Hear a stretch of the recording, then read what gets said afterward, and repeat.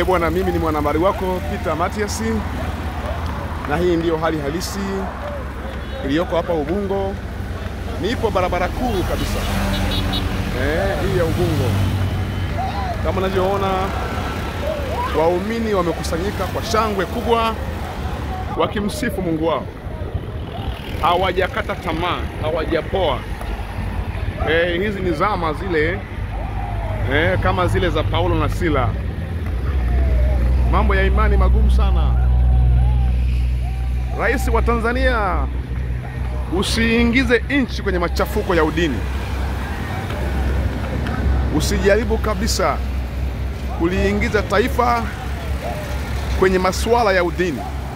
Tunajua uliingia madarakani kwa kurithi kiti cha marehemu, wala hukupigiwa kura. Kwa sababu hiyo tunakuomba sana uwe na hekima ya uongozi. Nimefanya mahojiano na baadhi ya wananchi walioko hapa, nao wanasikitika sana, wanaumia sana kitendo kilichofanywa na serikali ya Jamhuri ya Muungano wa Tanzania, na baadhi yao wanalilaumu bunge. Bunge limetunga sheria ya mswada uliopelekwa bungeni kuhusu afisa usalama wa taifa waruhusiwe kufanya arresting na kudetain watu. Tangu mwanzo ilifahamika watu wa usalama wa taifa wakiwa na mashtaka na mtu waliwatumia polisi kumkamata mtu, kumaresti na kumpeleka mahakamani. Lakini tangu hii sheria imetungwa bungeni, imewapa nguvu maafisa usalama ya kukamata watu kama wanavyojisikia, na ndiyo imefungua mwanya wa matukio ya utekaji na uuaji. Na baadhi ya wataalamu wa sheria na watu waliopitia mafunzo ya kijeshi kama polisi na taaluma ya polisi wanajaribu kueleza kwamba maafisa wengi wa usalama wa taifa wanaingizwa kwa kuchaguliwa tu, bila kuangalia vigezo vya msingi vinavyoweza kuwafanya wao kutumikia hiyo idara. Wengi wao hawana hata mafunzo ya kijeshi, hata mafunzo ya ulinzi hawana, mafunzo ya ukamataji hawana, na ndiyo maana wao wanachojua ni kuua tu. Polisi wana mafunzo kuhusu ukamataji na hawana mihemko kwenye kukamata. Polisi wana ukamataji salama, wanakamata lakini mtu anayekamata anakuwa salama. Lakini watu wa usalama wa taifa hawana mafunzo ya ukamataji. Kwa hiyo wanaweza kupiga mtu mahali popote pale. Wanaweza kutumia risasi vibaya, kutumia mapanga ama marungu. Nchi hii tangu Rais Samia ameingia madarakani, usalama wa taifa wamekuwa wakitumia nguvu vibaya katika kujeruhi maisha ya watu. Tangu Samia ameingia madarakani na ule mswada kupita bungeni, mauaji ya kutisha yamezidi kuongezeka.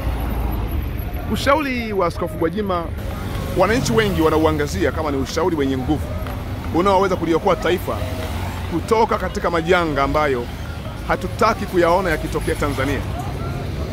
Mimi ni mwanahabari wako, niko hapa kukufahamisha yanayojiri na yanaendelea hapa Ubungo.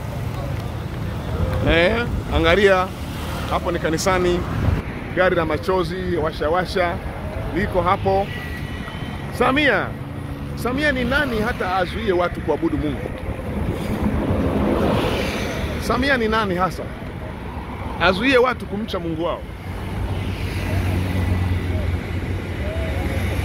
Je, Samia anataka kuabudiwa kama Nebukadreza?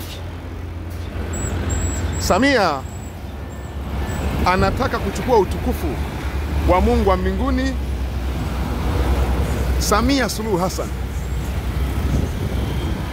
na kushauri acha Samia, acha Samia, acha na kushauri acha, utaishia pabaya. Mheshimiwa Rais, acha. Hao wanaokuzunguka akina Bashungwa, akina Moleli, wote hao wanaokuzunguka hapo, wanakudanganya Samia. Usicheze na Yesu Kristo. Samia wanakudanganya. Wewe ni mwanadamu tu. Wewe ni mwanadamu tu. Ni mwanadamu ambaye una mwisho wa uhai wako. Mimi sikutishi, lakini nakushauri. Mwanadamu ni mwanadamu tu. Huwezi kuzuia watu kuabudu. Umefika pabaya sana. Swala la Gwajima kama na makosa ya kijinai, ulikuwa na namna yoyote ya kumdhibiti Gwajima. Na kama serikali mnaona Gwajima ana mashtaka ya kujibu, mngemfungulia mashtaka. Mkamfikisha mahakamani. Samia, unashindana na Mungu. Unashindana na Mungu, sio mwanadamu. Unashindana na Mungu, sio mwanadamu. Na hii haiwezi kukupa ushindi. Rais Samia, mimi ni mtoto wako. Nakushauri acha. Nakushauri mama yangu, acha. Acha kabisa. Mungu aliyeumba mbingu na nchi sio wakutaniwa namna hii. Mungu aliyeumba mbingu na nchi hafanyiwi masiara kiasi hiki. Acha Samia, acha. Bye bye. Utanikumbuka, acha. Acha kabisa.